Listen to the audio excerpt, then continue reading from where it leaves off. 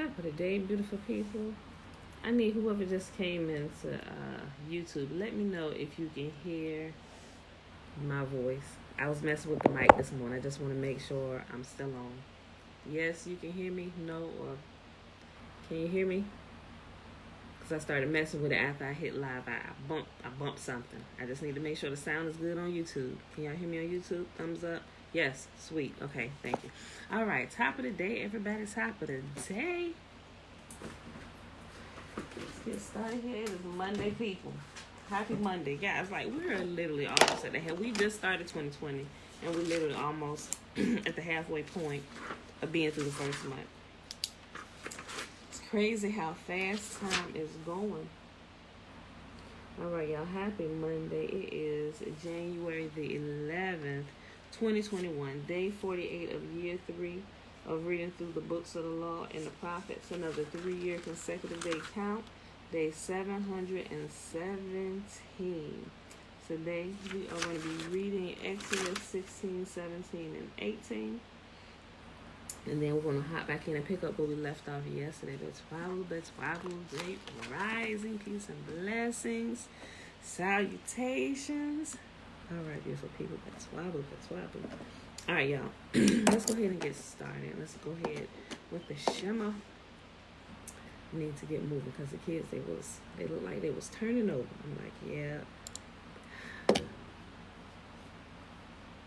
They went to bed just a little bit early last night, so I was like, yeah, I don't need the shenanigans this morning.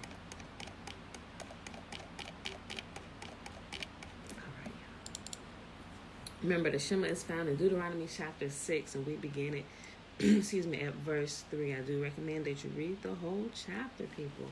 Hear, therefore, Israel, and observe to do it, that it may be well with you, and that you may increase mightily, as Yahuah, the God of our fathers, has promised us, in the land that flows with milk and honey. Hear, O Israel, Yahuah, our God, He is one God, and you shall love Yahuah, our God, with all our heart, and with all our soul, and with all our might. And these words which I command you this day shall be in your heart, and you shall teach them diligently unto your children. You shall talk of them when you sit in your house, and when you walk by the way, and when you lie down, and when you rise up. And you shall bind them for a sign upon your hand, and they shall be as frontlets between your eyes. And you shall write them on the posts of your house and on your gates.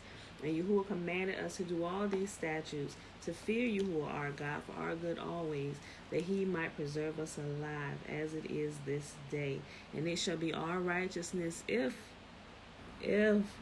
we observe to do all these commandments before Yahuah our God as He has commanded us. Okay, beautiful people. Pull this up real quick so I got it ready.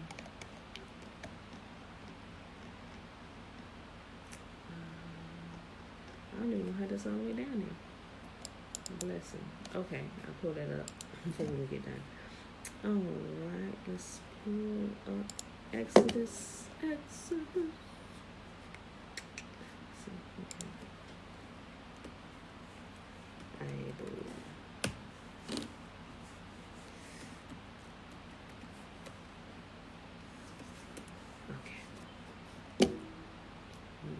A little bit, bring YouTube back up here on my screen. All right, y'all.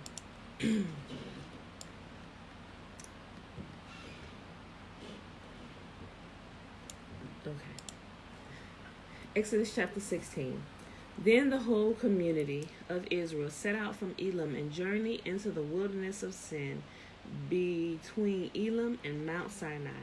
They arrived there on the 15th day of the 2nd month, 1 month after leaving the land of Egypt.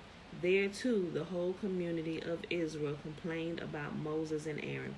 Quick question, real quick, if you can type it in. How do we know it's the 15th day of the month? Here's a hint. You can look in the sky, and one of the luminaries will be at a certain phase. What phase is that? And which luminary? Is it the sun or the moon? And what phase are they at? Anybody know? Anybody remember the 15th of the month? How do we know it's the middle of the month? I'll wait a couple more seconds, see if anybody pop it in.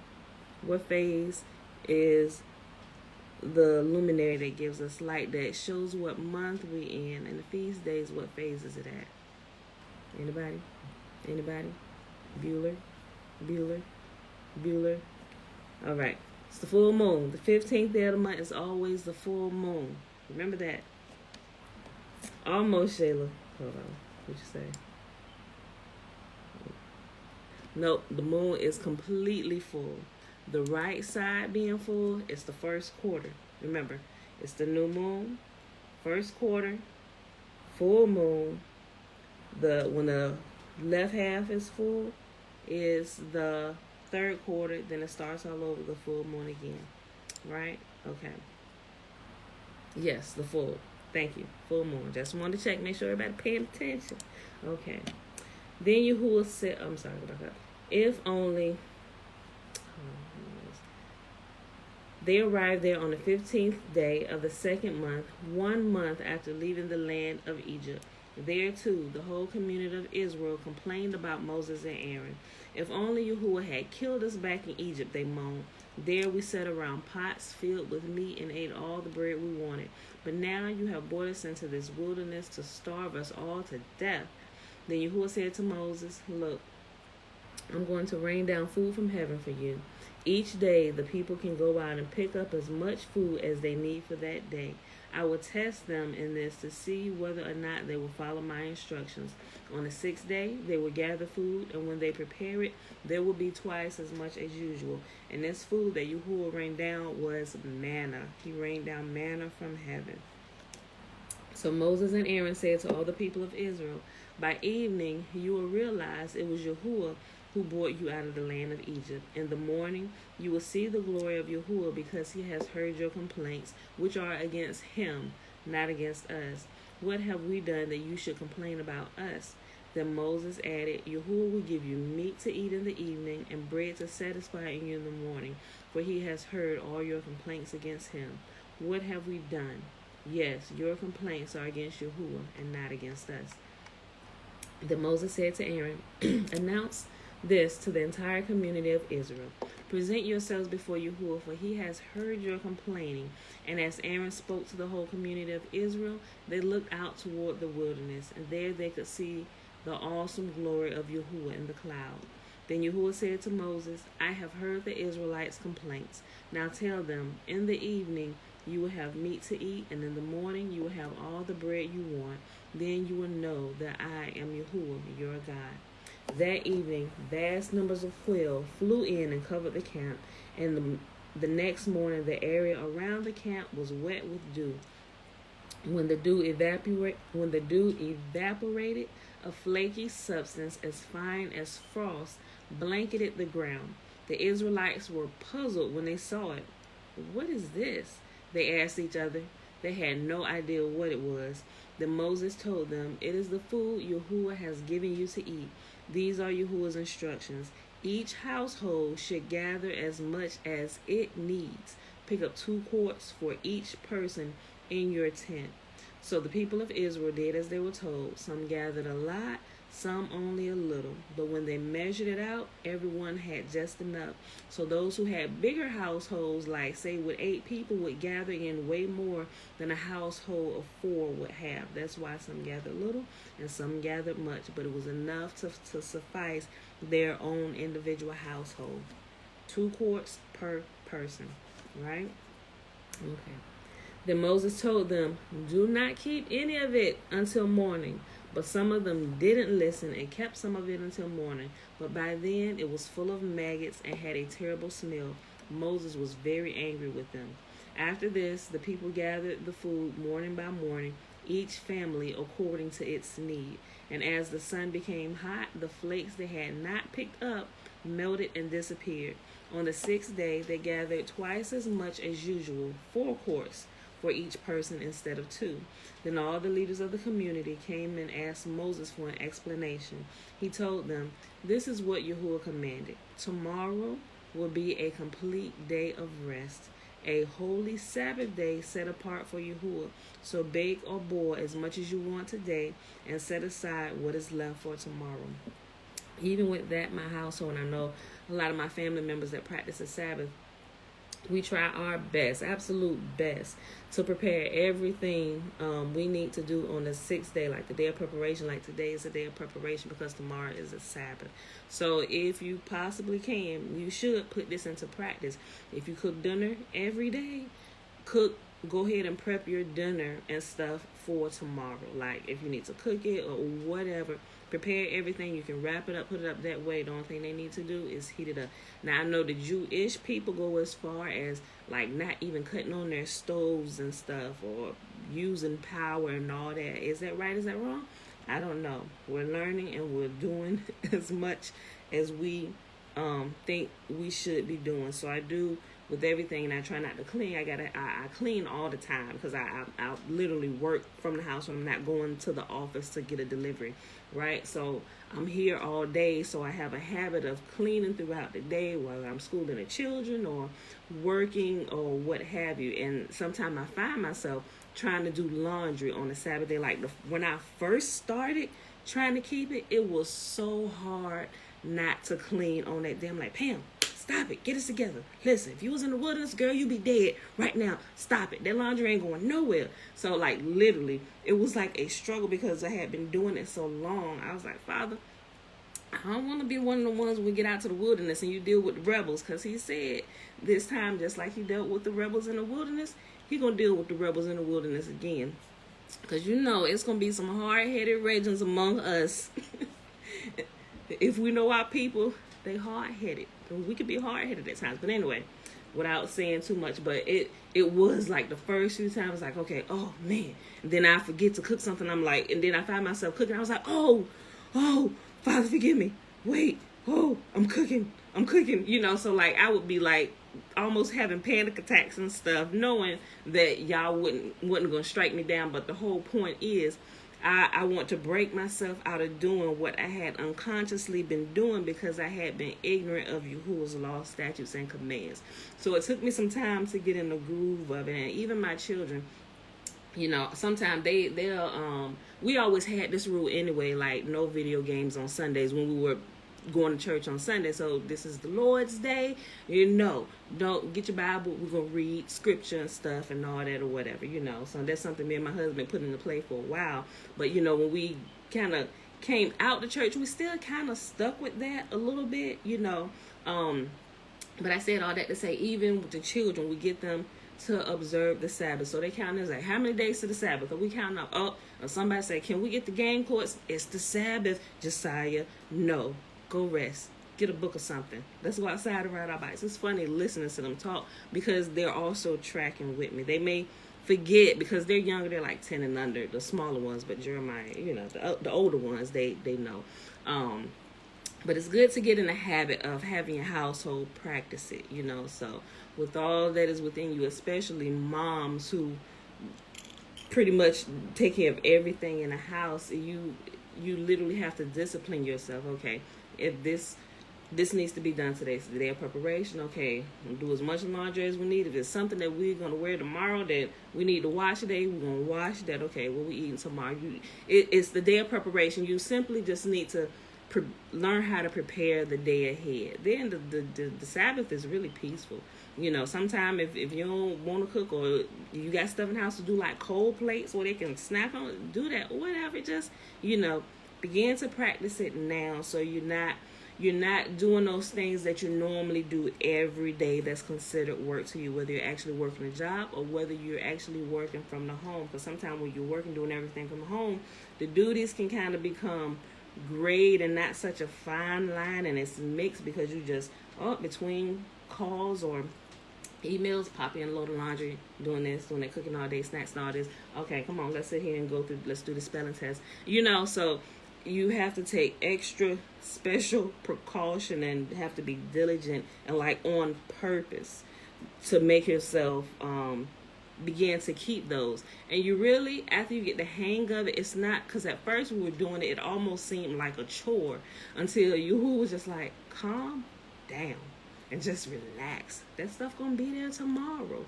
Just rest. The Sabbath is a blessing for you so you don't burn yourself out. Chill out. So, and I remember my sister, she's like, girl, I didn't get a chance to cook. Oh my gosh, the kids gonna starve tomorrow. Like, we was going through a thing when we first started trying to literally keep to the Sabbath. Like, Alicia, I don't know if she's here, she might be at work already. But we was going through a thing. It's like, okay, look, just breathe. We're gonna get this down, just, so. But as you get in the habit of doing, it's like, okay, Sabbath tomorrow, I need to get that done. Boom, that don't get done. Oh, well, it'll be there after the Sabbath. Let's keep moving. So, as much as you can, begin trying to practice it, y'all. So, okay, I'll read this again. On the 6th day, they gathered twice as much as usual, 4 quarts for each person instead of 2. Then all the leaders of the community came and asked Moses for an explanation. He told them, this is what Yahuah commanded. Tomorrow will be a complete day of rest, a holy Sabbath day set apart for Yahuah. So bake or boil as much as you want today and set aside what is left for tomorrow. So they put aside some until morning, just as Moses had commanded. And in the morning, the leftover food was wholesome and good, without maggots or odor.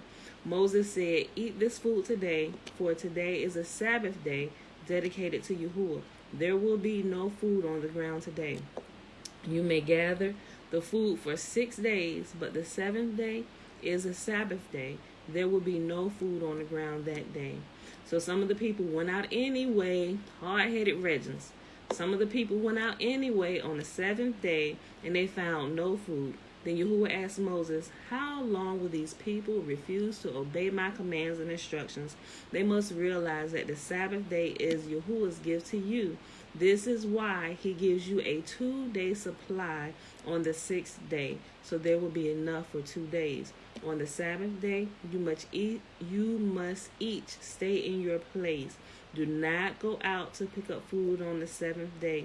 So the people did not gather any food on the 7th day. Let me make a comment here about something. Okay, this is also something that we noticed and realized, right, as we began to practice, right? So, of course, being in the New Testament all the time and these things coming up, I said, well, what about the scripture where JC said that the Sabbath is made for man? Then remember the portion in the New Testament where one of the guys came up to JC and he said, okay, so what if a man's ox falls into a hole? Should we not get it out? Then something clicked this time when I read that.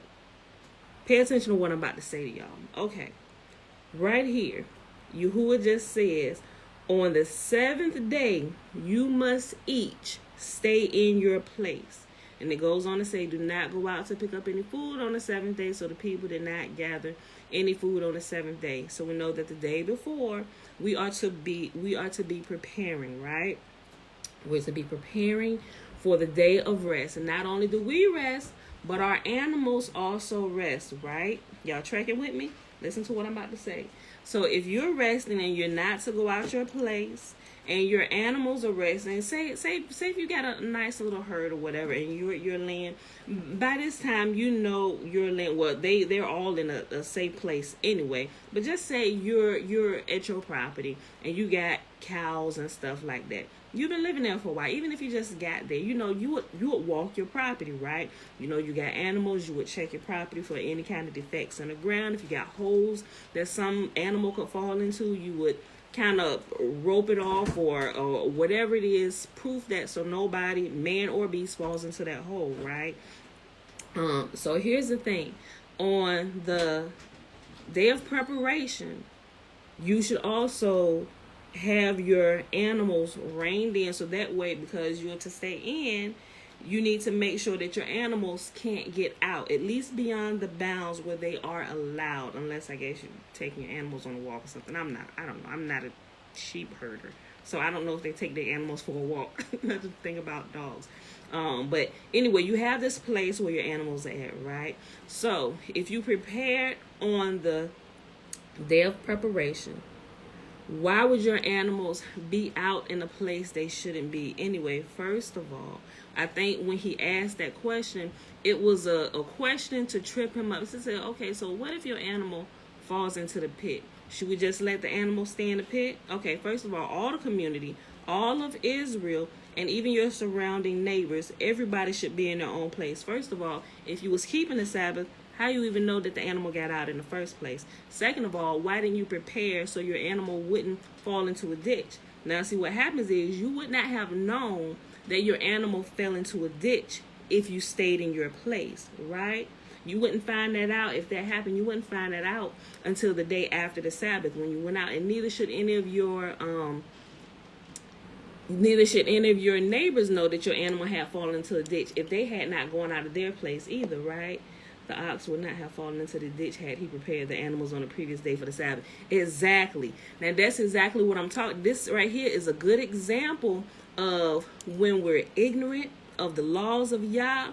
We get tripped up by technicalities, and people begin to fight on things that you should never have been fighting on in the first place. Because the response that JC should have given him is like, first of all, why was you out your house?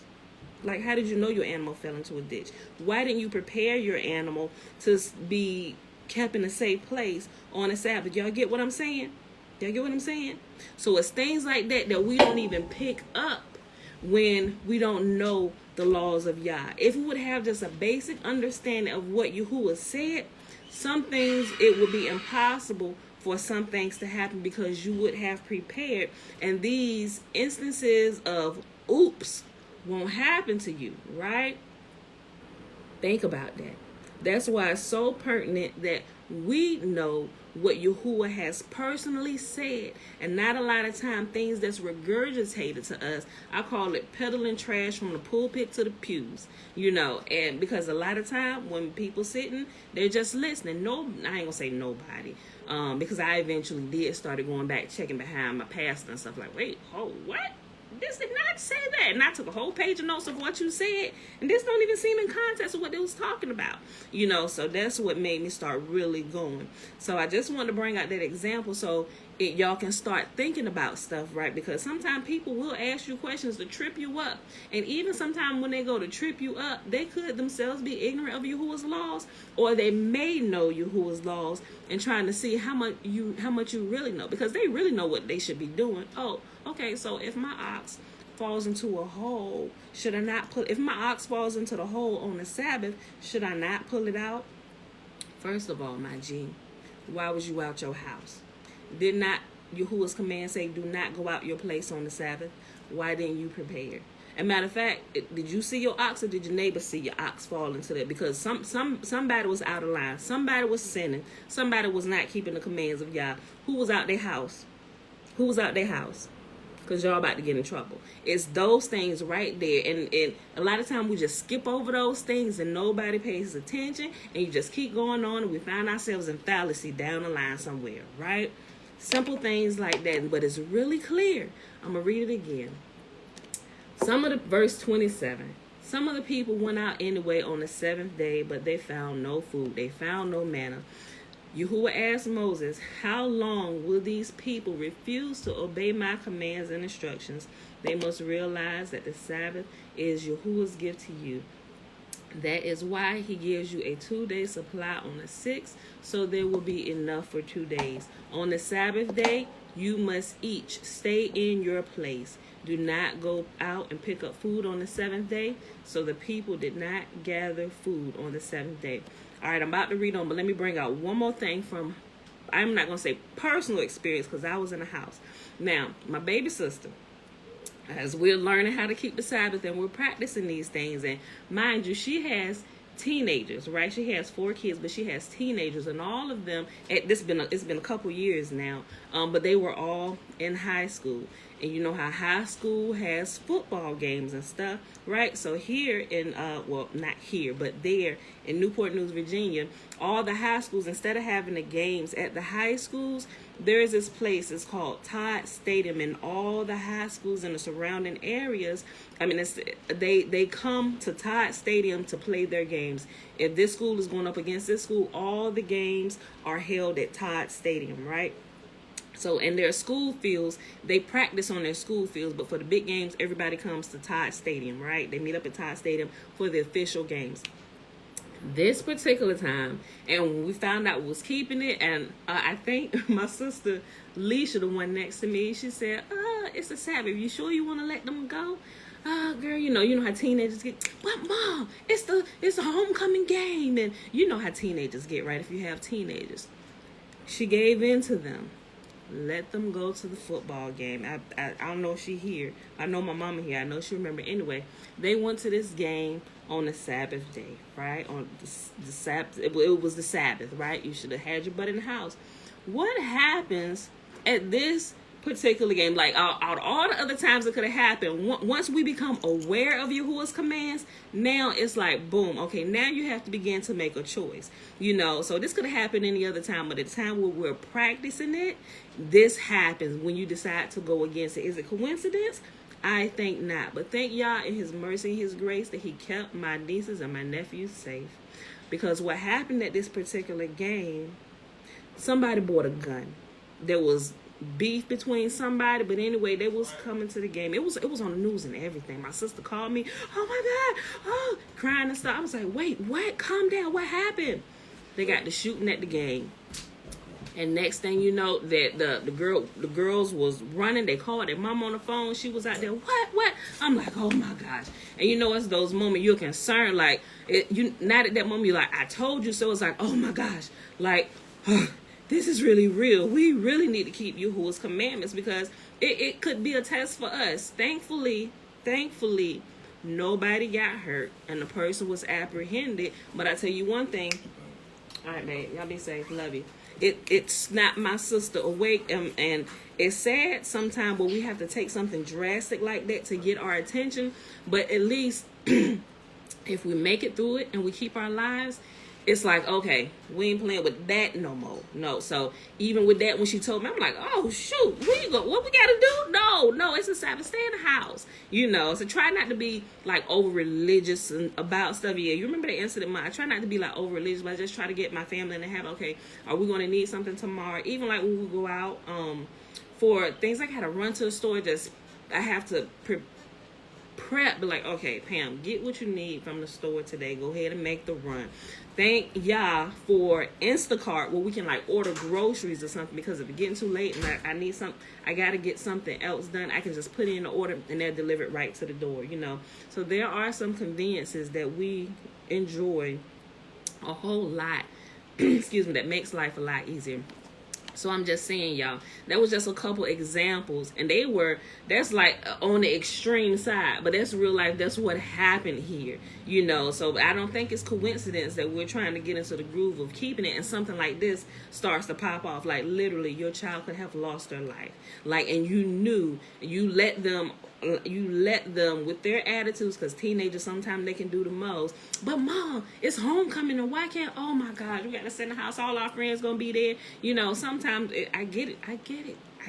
I done went through that twice. I still got a teenager in high school. Well, in the day of COVID, well, we ain't got to worry about it. Even before COVID, I had pulled him out anyway. He asked to be pulled out to be homeschooled again. So, but y'all get what I'm saying, right? So it's pertinent, but remember, hold on.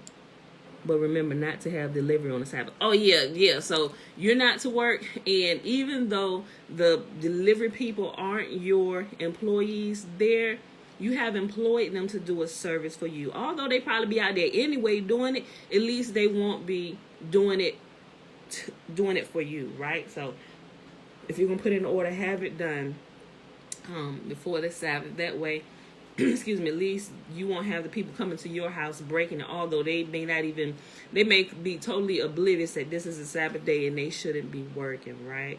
So y'all get what I'm saying. So try to do everything, even your deliveries, make sure it comes before the Sabbath. Some things you may have done days before, like you order something from Amazon, there's really no way you can stop. They may just happen to actually deliver, so when they come, it's right down the porch. I just open up the door and bring it in, whatever, but y'all get what I'm saying, right?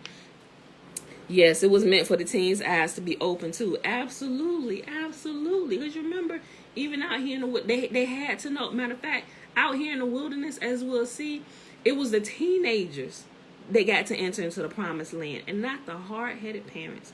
All the parents except for Caleb and Joseph, they died off in the wilderness. And it was the other generations, the children of those hard-headed ones that got to enter into the promised land. So let's not be some of the hard-headed parents that have to die off or get dealt with as rebels in the wilderness because we wouldn't keep to the simplest commands.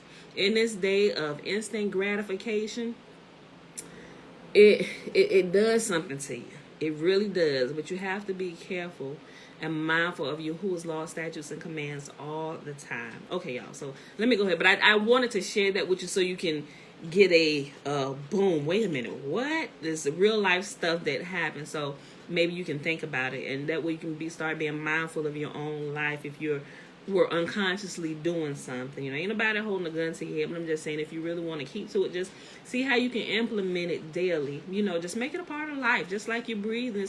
We don't have to think about breathing. We just it's a part of life. That's how intertwined Yahuah's law, statutes, and commands is. We shouldn't have to oh my gosh, oh what? No, oh that's too hard. No, it really should flow like we breathe in our life, right? Okay.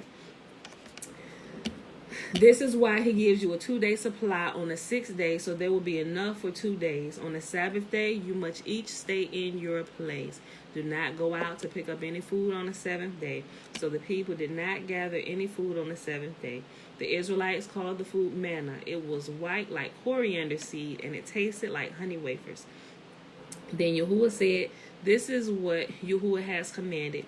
Fill a 2-quart container with manna to preserve it for your descendants. Then later generations will be able to see the food I gave you in the wilderness when I set you free from Egypt." Moses said to Aaron, "Get a jar and fill it with 2 quarts of manna. Then put it in a sacred place before Yahuah to preserve it for all generations." Aaron did just as Yahuah had commanded Moses. He eventually placed it in the Ark of the Covenant in front of the stone tablets inscribed with the terms of the covenant. So the people of Israel ate manna for 40 years until they arrived at the land where they would settle. They ate manna until they came to the border of the land of Canaan. The container used to measure the manna was an omer, which was 1/10 of an ephah. It held about 2 quarts. All right, y'all, so let's go to the next chapter. I'm going to say something about this. We'll come to it as we're reading in the Legends of the Jews when we get up about this, because me, my mind is like, okay, so I'm thinking about, because I got this thing about sanitation and being clean. I'm like, oh, wait, hold on. How do they take a bath and stuff, y'all? I was like, okay, this going to happen again. Hold on. Where's people going to go to the bathroom at? We're going to be like, is this going to be like a wilderness, like the desert place? Or you talking about like in the wilderness of the people where there are always already amenities set up? We can go to the bathroom. I was like, because I don't know how this going to work. But what's crazy was like 2 days after I was asking y'all that, I was like, I don't know. Is we really going to do this like this? Is people going to be digging holes and pooping and covering it back up and stuff? I was like, because that... I ain't questioning you. I say, but my mind is going there, and I'm wondering, I'm inquiring. But what's crazy was it talks about this very thing, which I did not know, and it blew my mind. But we're gonna come upon it when we get there, right? It's absolutely amazing what happened. Oh gosh, let me just read. When we get to it, you'll know, because I'll bring it back up, and I don't think we get into it today, but you'll know when we get to it. Okay. Exodus chapter 17. At Yahuah's command, the whole community of Israel left the wilderness of sin and moved from place to place. Eventually, they camped at Rephidim, but there was no water there for the people to drink.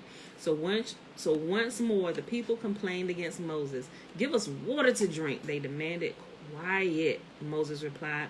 "Why are you complaining against me, and why are you testing Yah?" But tormented by thirst, they continued to argue with Moses.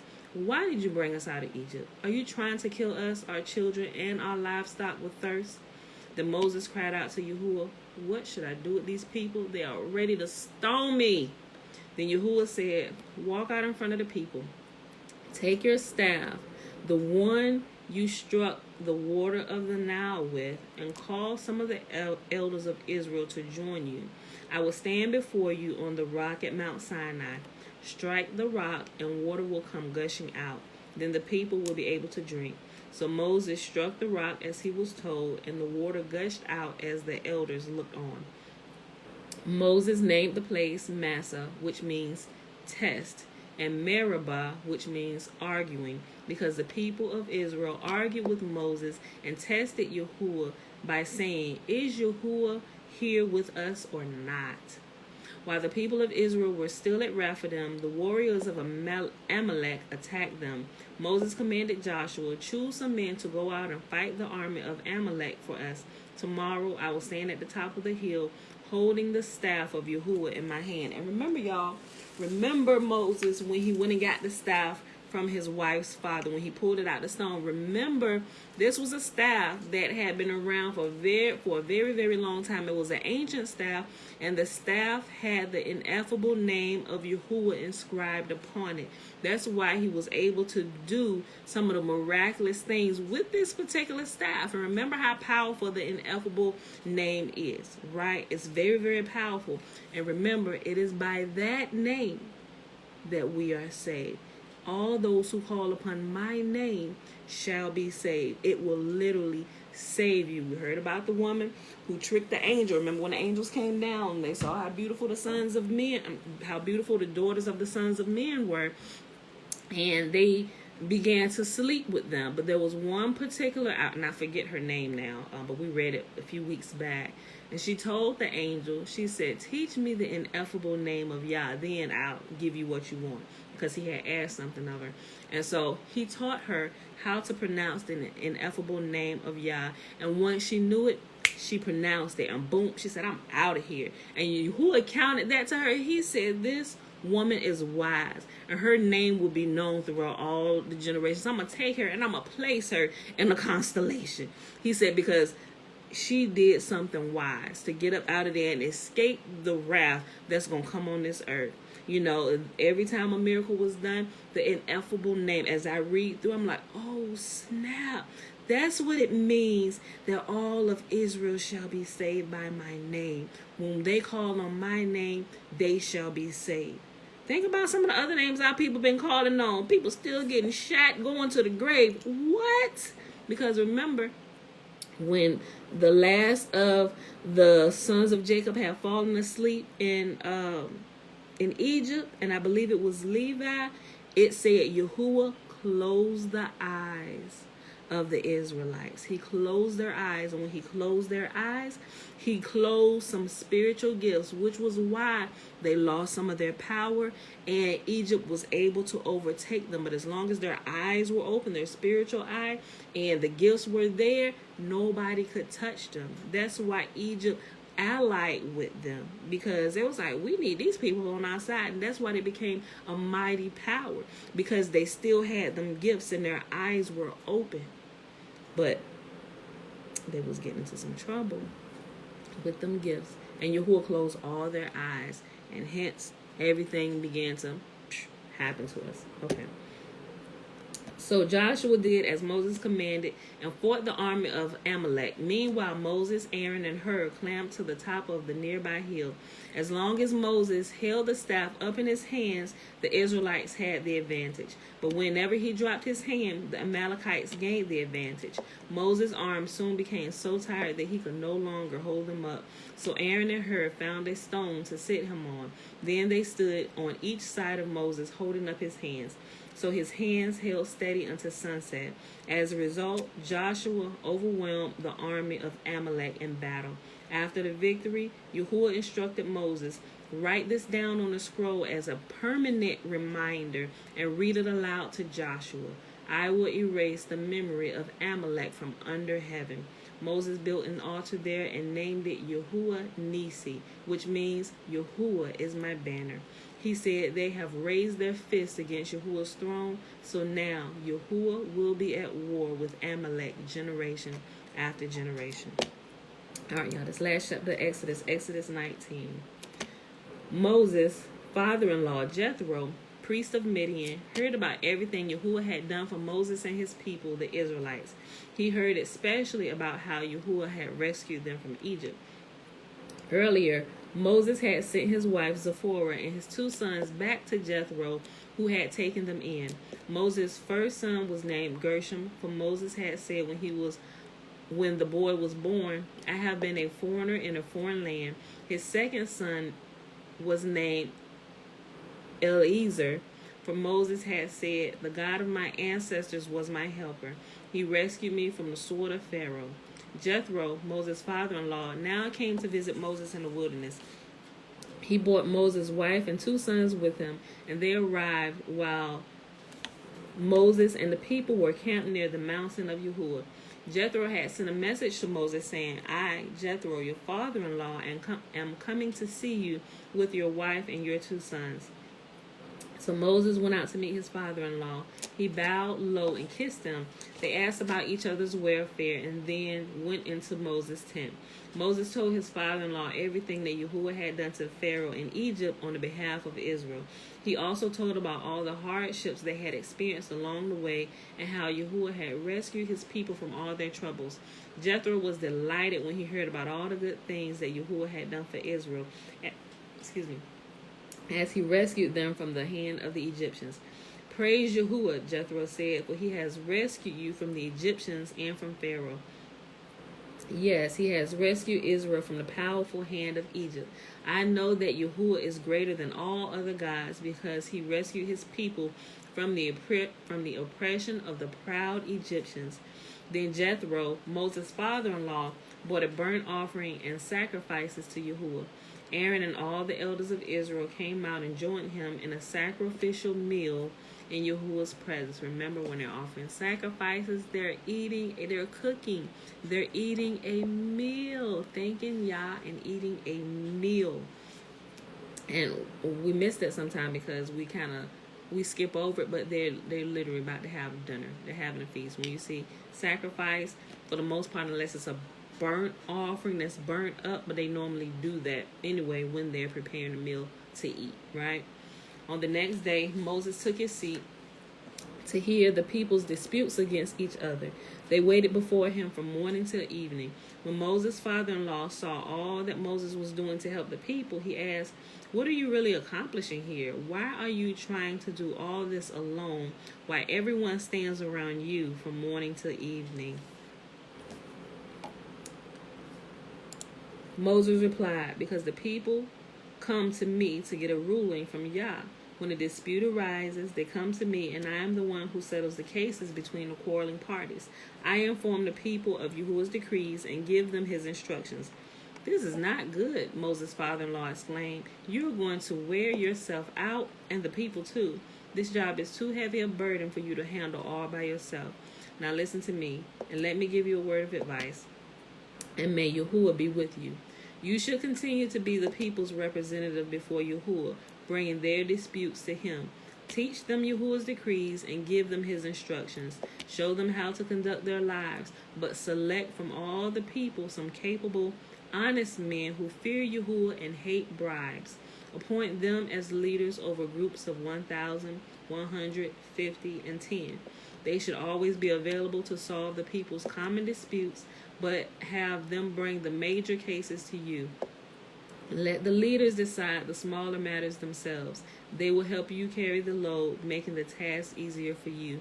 If you follow this advice, and if Yahuah commands you to do so, then you will be able to endure the pressures, and all these people will go home in peace.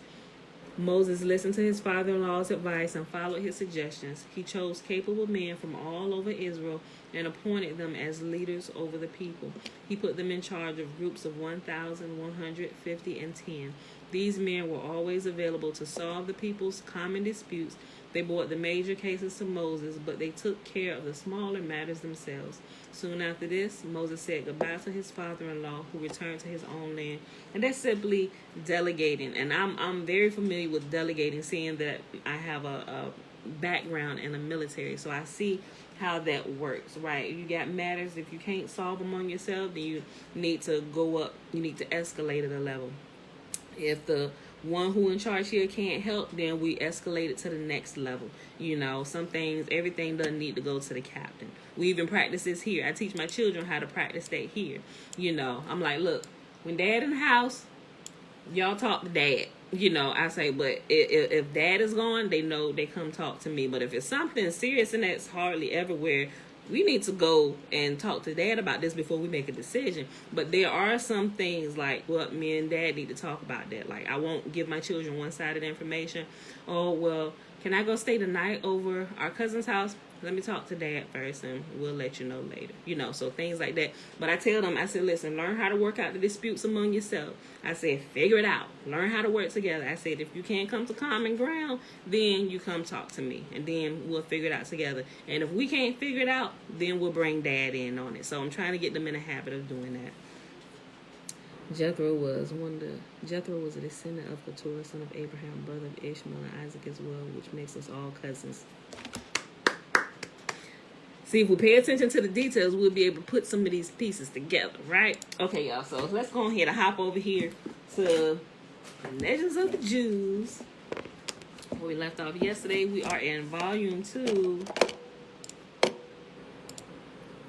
Okay. Moses marries Zipporah is the section. And if you got the same book I got, it is page 218. All right, people. Let's keep popping up on my screen. All right, y'all. Moses marries Zipporah. One of the 7 maidens whom Moses saw at the well attracted his notice. In particular, on account of her modest demeanor, he made her a proposal of marriage. Hold on. Where did I put this? I put this in the wrong place. We read this. I'm sorry, y'all. I did that yesterday, too. I keep sticking it back at the beginning of our reading. I'm sorry. That is not what we're starting today. We're starting on page 219. A bloody remedy. Page 219, if you have the book, it's literally just the next section over. And it's entitled A Bloody Remedy. Okay, page 219. The latter years of Israel's bondage in Egypt were the worst. To punish Pharaoh for his cruelty toward the children of Israel, Yahuah afflicted him with a plague of leprosy, which covered his whole body from the crown of his head to the soles of his feet. Instead of being chastened by his disease, Pharaoh remained stiff-necked, and he tried to restore his health by murdering Israelitish children. He took counsel with his 3 advisors, Balaam, Jethro, and Job, how he might be healed of the awful malady that seized upon him. Balaam spoke, "Thou canst regain thy health only if thou wilt slaughter the Israelite children and bathe in their blood." Yo, listen. Do y'all know they still doing some of these types of rituals today? Like some of the kids that get kidnapped and stuff. Like some people that break free of this, they share their stories. It's rare that some people will live and break free from this, but they tell of some of the gruesome things that they do when they kidnap people, especially people of melanated descent. Yes. Like not only do they like bathe in their blood, but they drink their blood because they truly believe, they know that we are the sons and daughters of Yah. Like they really feel like that if they like drink our blood and stuff, that they themselves will become gods. They literally say that they are drinking the blood of gods, right? But they have to realize Yahuah took that power from us. He put us to sleep for a while, but still they know. But even still in its latent condition, our blood and stuff, it has some very, very, very, very, very powerful properties that they are using today in a lot of different things, right? Okay, so just in case you didn't know, okay, thou can regain thy health only if thou wilt slaughter the Israelite children and bathe in their blood. Jethro, averse from having a share in such an atrocity, left the king and fled to Midian. Job, on the other hand, though he was also disapproved of Balaam's counsel, kept silence and in no wise protested against it, wherefore Yahuah punished him with a year of suffering. Right. Aliyah said, because that goes to show how much power we have in their minds, stealing our organs. We've seen a lot of cases about people finding some of our men and women of color, finding their bodies and finding when they do the autopsy that their organs are missing. Why would you take the organs? Because y'all up to shenanigans and y'all doing something. It's crazy, y'all. It's crazy. But afterward, he loaded him down with all the felicities of this life and granted him many years so that this pious Gentile might be rewarded in this world for his good deeds and not have the right to urge a claim upon the beatitude of the future life. In pursuance of the sanguinary advice given by Balaam, Pharaoh had his bailiffs snatch Hebrew babes from their mother's breasts and slaughter them, and in the blood of these innocents he bathed. His disease afflicted him for 10 years, and every day a Hebrew child was killed for him. It was all in vain. Indeed, at the end of the time of his leprosy, his leprosy changed into boils, and he suffered more than before. While he was in this agony, the report was brought to him that the children of Israel in Goshen were careless and idle in their forced labor. The news aggravated his suffering, and he said, "Now that I am ill, they will turn and scoff at me. Harness my chariot, and I will betake myself to Goshen, and see the derision wherewith the children of Israel deride me." And they took and put him upon the horse, for he was not able to mount it himself. When he and his men had come to the border between Egypt and Goshen, the king's steed passed into a narrow place. Oh, this is so disgusting. Listen to this. When he and his men came to the border between Egypt and Goshen, the king's steed, or the king's horse, passed into a narrow place. The other horses, running rapidly through the pass, pressed upon each other until the king's horse fell while he sat upon it. And when it fell, the chariot turned over on its face, and also the horse lay upon him. The king's flesh was torn from him, for this thing was from Yahuah. He had heard the cries of his people and their affliction. The king's servants carried him upon their shoulders. Oh, with blood and guts. You put him on your shoulder. That's nasty. And he probably stank. The king's servant carried him upon their shoulders, brought him back to Egypt, and placed him on his bed. They should have dug a hole and put him in it and covered him up. He knew that his end was come to die, and the queen, Anet, and his nobles gathered about his bed, and they wept a great weeping with him. The princes and his counselors advised the king to make a choice of a successor to reign in his stead, whomever he would choose from among his sons. He had 3 sons and 2 daughters by the queen Anet, besides children from the concubines.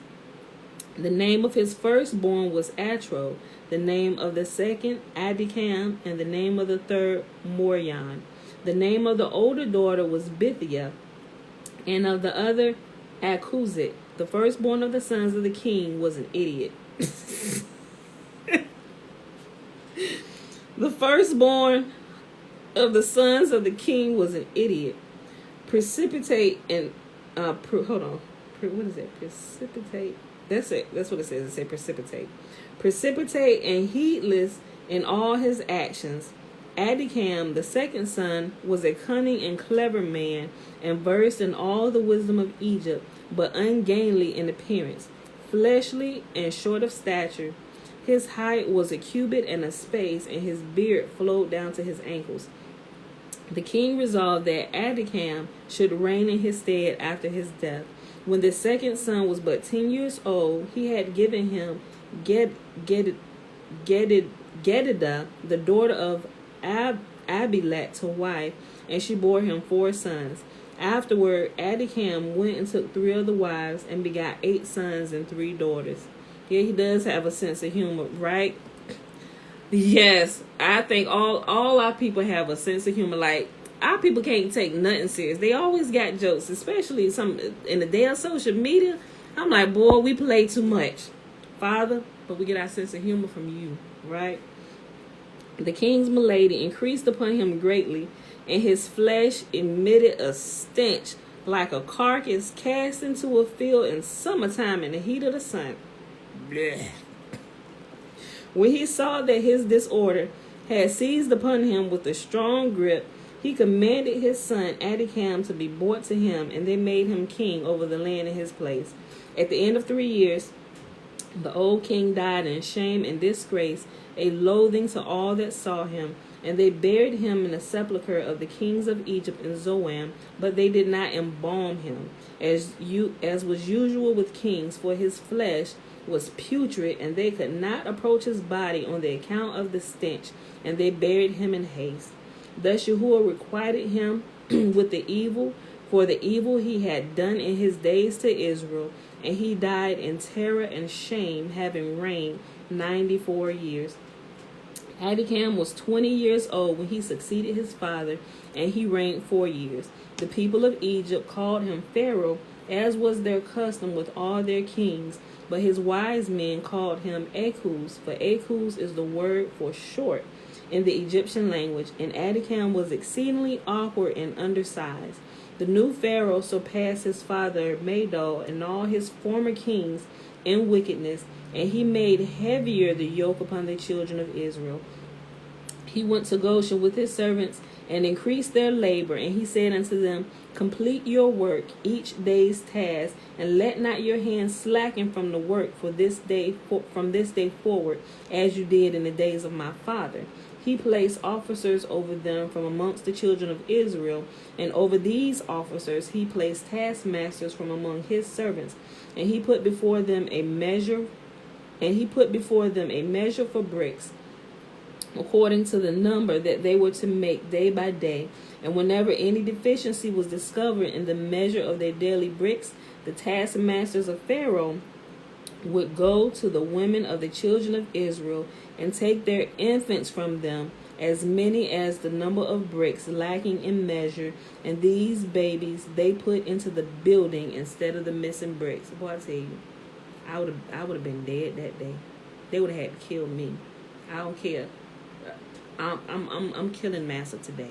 You're not taking my baby. Boy,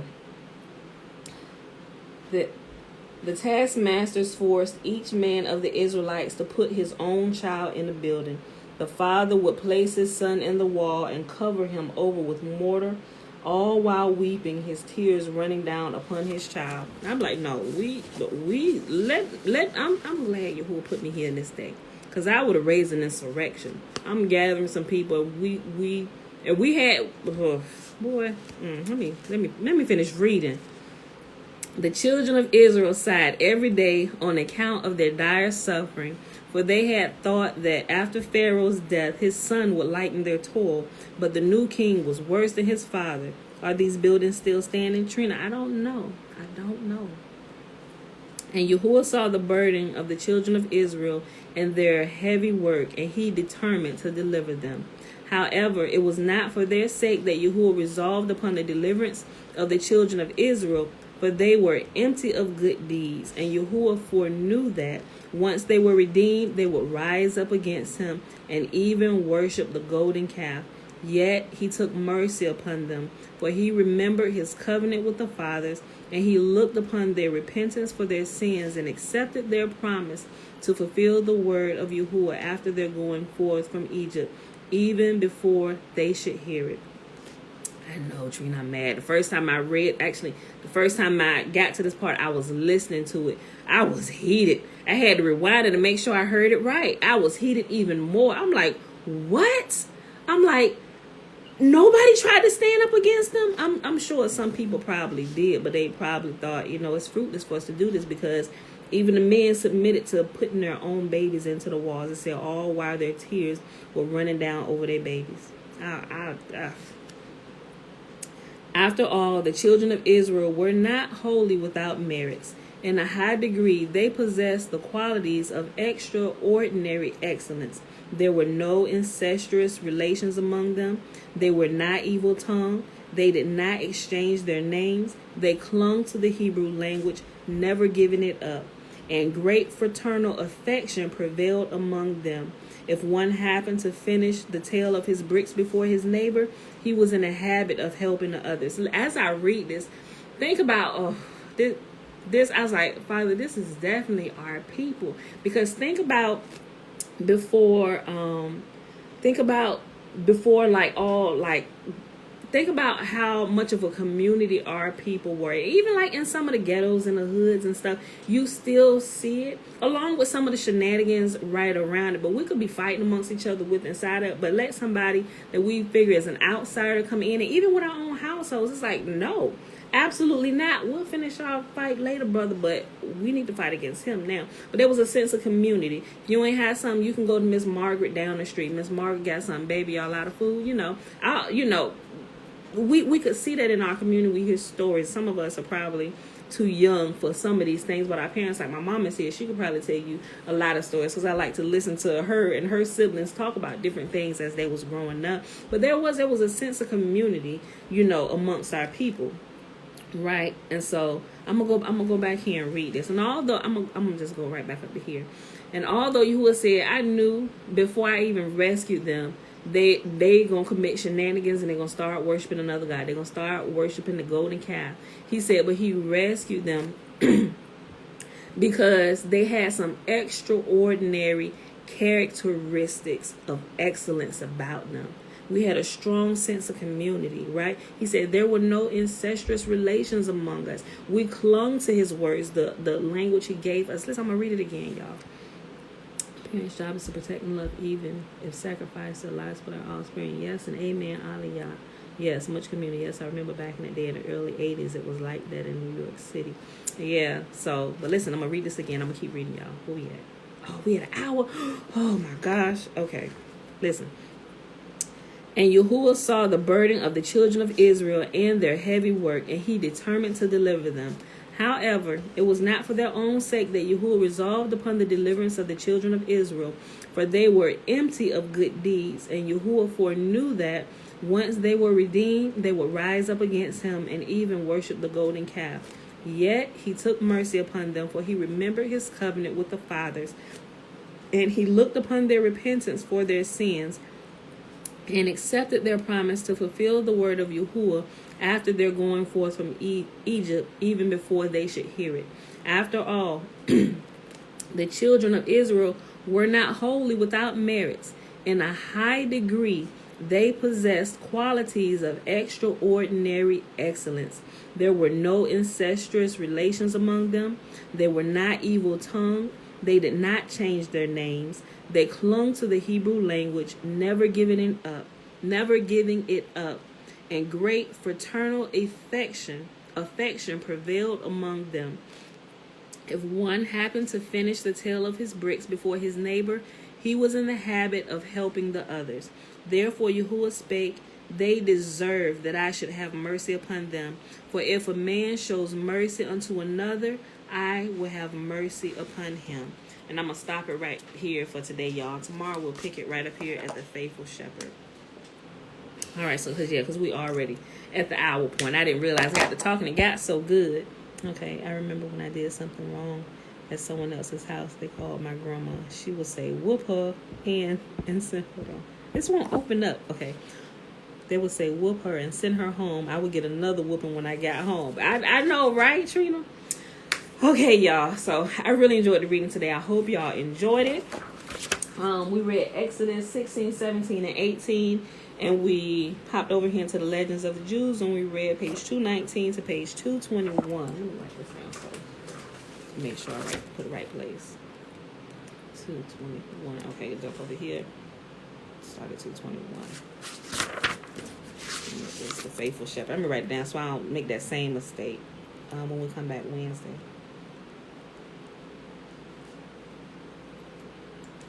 Okay. All right, y'all. So it is January 11, 2021, day 48 of year 3 of reading through the books of the law and the prophets, and of the 3-year consecutive day count, it is day 717, 717 days of actual reading through the scriptures, right? Okay. And it is Monday. All right, y'all, we're about to do the blessing. Let me do the blessing first, and then I'll bring up this point real quick. Oh, in the Legends of the Jews, we read page 219 to 221. Okay, let me do the blessing, then I'll bring up this point real quick, just in case people got to go. All right, remember the blessing is found in Numbers chapter 6, starting at verse 22 all the way to 27. Remember the Nazarite vows, the first 21 verses. And Yahuah spake unto Moses, saying, Speak unto Aaron and unto his sons, saying, On this wise you shall bless the children of Israel, saying unto them, May Yahuah bless us and keep us. May Yahuah make his face to shine upon us and be gracious unto us. May Yahuah lift up his countenance upon us and give us his peace. And they shall put my name upon the children of Israel, and I will bless them. Okay, beautiful people. Just a quick reminder about the Sabbath tomorrow. So the Sabbath, this is the last Sabbath of this month. And the last Sabbath, it's close to the new moon, so it's almost diminished completely of its light. If we see it, matter of fact, we're not going to see it at all, because it literally is the new moon, because Tuesday is the last Sabbath of this quarter, but the new moon will be spotted the next day. Like we will, like the moon is already completely black right now, right? But tomorrow we should be able to spot it, because she's going to start taking in some of her light, right? So we should be able to spot it tomorrow sometime throughout the day. And if you don't see it at all through the day, remember, because she rises and sets with the sun. And I put it in my other book. I got the time where the sun, just look and find out what time the sun rises tomorrow, and the moon should rise right along with it. But towards sundown, wherever you see the sun going down at tomorrow, remember the moon will set almost about the same time. It's a little bit after, I would say almost an hour after the sun sets tomorrow.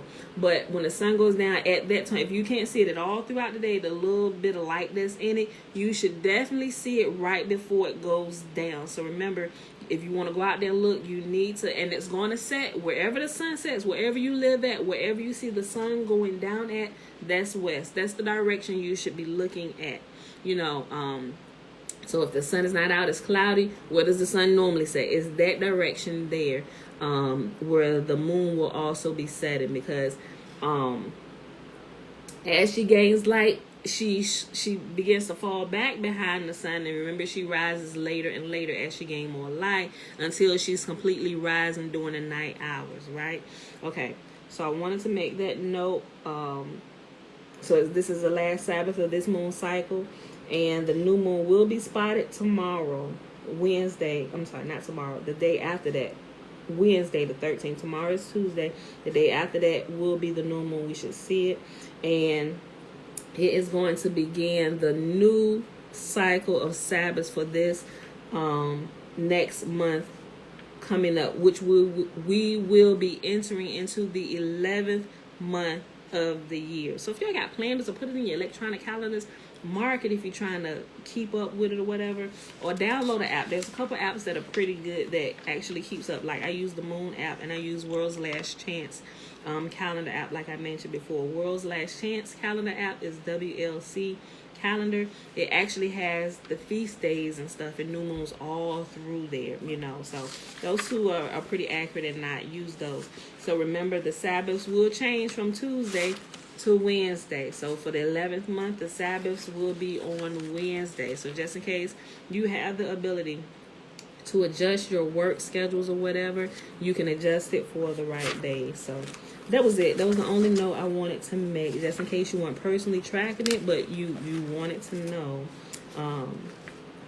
So yeah, that is it, beautiful people. What am I looking at? Okay. Yep. So yeah, even I wrote it here. I showed y'all this the other day. See right here now.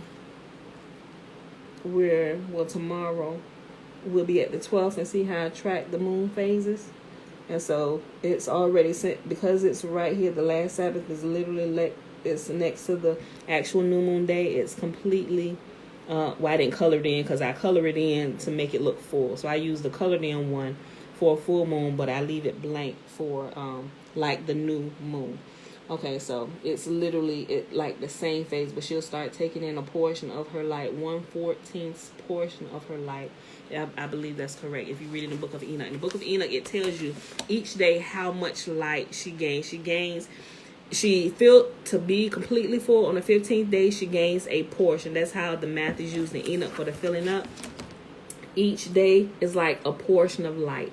So she takes in on the first day 1 15th of her light. Each day she gains a portion and she'll be that much more full. So on the third day, she'll be 3/15 of the way full, being 15th being full. And even after the 15th day, just like she gained light in portion, like that, she will begin to diminish light by that portion. She will lose a portion of her light. Like, it literally goes through all the days. I forget exactly which chapter, but it's between 72 and 82 in the book of Enoch. So if you want to read it, have at it. Go ahead. But that was it, y'all. Yep. That was it. So enjoy your day. Prepare today as much as possible. Guys, I know if you have big families like I do, I still got 5 of my children living under the roof with us. So I gotta prepare big a lot of times, or just make smart meals. Like, I think I'm literally gonna do a lasagna today for tomorrow. I'm gonna go ahead and get that prepared early and go ahead and cut up this salad stuff. So, but guys, I love y'all. Thanks for hanging out with me today, and I will see y'all Wednesday. I'm just double checking, make sure. Oh, you're welcome. Thank you, y'all. You're welcome, Ali, y'all. All right, y'all. Yes, y'all willing? We'll pick this back up Wednesday morning, 7:15 a.m. Eastern Standard Time. All right, beautiful people. Love y'all. I'm out of here. Bruce.